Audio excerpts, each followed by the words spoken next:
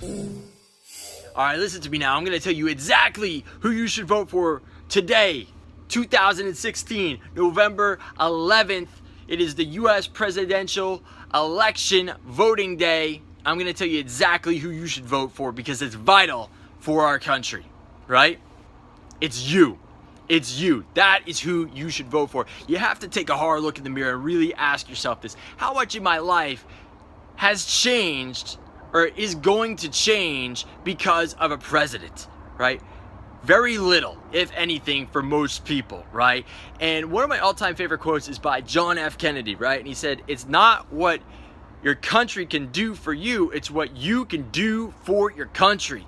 And especially today, in this day and age with the internet and everything else out there with technology, you can impact your community in the world in a positive way and influence things on a dramatic level, right? There's communities out there right now who are saying to themselves, hey, we want to see this happen in our community. They're not relying on local governments, state governments, or federal governments to get the job done. They're going out there, they're launching crowdfunding campaigns, right? Where people put in their own money, they're not relying on tax money, and they go out there and they get their own projects funded. The community gets behind it and they get it done. You can do that, right? You can do that. Now let's look at a bigger scale. Let's look at a guy like an Elon Musk. Elon Musk looked at the space programs out there in the world, and they're all controlled basically by governments, right? Government funded and everything else. And what happens when you have governments that fund things or fund big industries, there's not a lot of growth in these industries, right? So you look at aerospace, right? Over the years,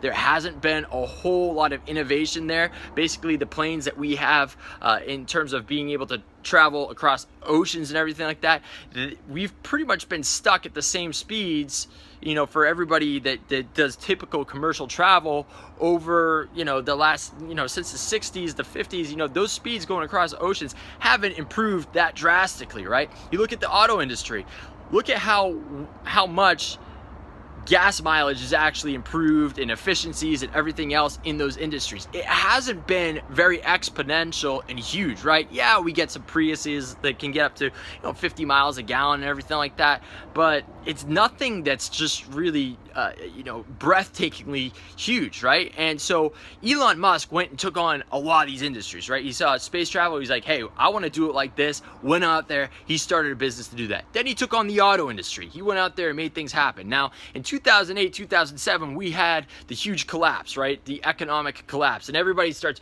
blaming this. The government should do this. The government should do that. And then you had small groups like the people at Bitcoin were like, oh, let's make our own digital currency so it's super stable and these type of things can't happen and the economy is more stable, right? You look at guys like Peter Thiel. Right? Peter Thiel is a guy who's trying to start a whole new type of stock market that makes it in a company's best interest to have long-term outlook with things, right?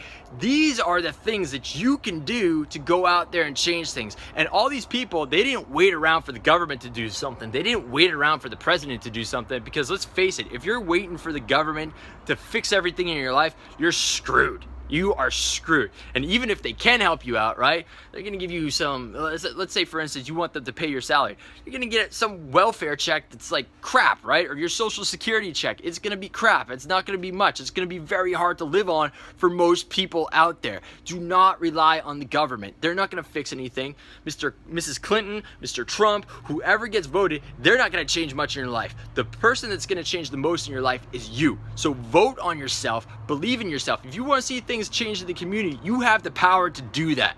You have the power to do that. And there's more examples out there throughout the world, throughout the country, throughout your state, wherever it may be.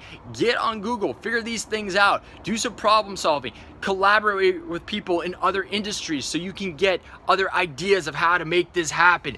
Vote for yourself. Don't fall into this BS that the politicians put out there that, hey, you vote for me, I'm going to change everything. It's a lie. And then what they do even more, that's even more despicable, is they make us turn on ourselves, right? They're saying, well, it's because of these people in our country that we have this problem. And both sides do it.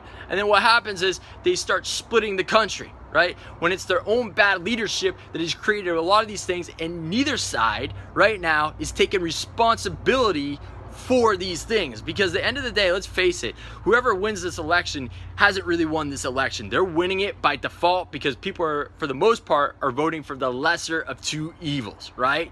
So end of the day, vote for yourself. Don't fall into this. You have more control to change things than ever, and you know what? We need that. We're counting on you, so vote on yourself. Go out there and make a difference. This is Kerry Sullivan with our howtokickassensales.com tip of the day, and I'll see you on the next one. Bye-bye.